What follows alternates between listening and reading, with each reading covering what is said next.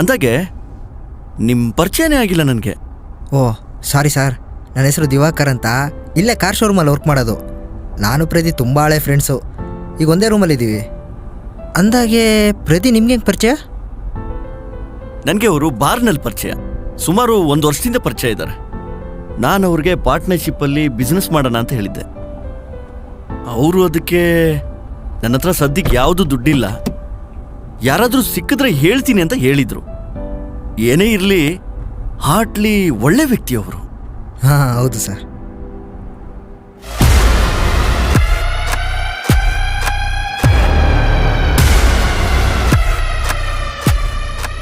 ಇದೇನು ಲೊಕೇಶನ್ನು? ಇದೇ ಲೊಕೇಶನ್ ಅನಿಸುತ್ತೆ.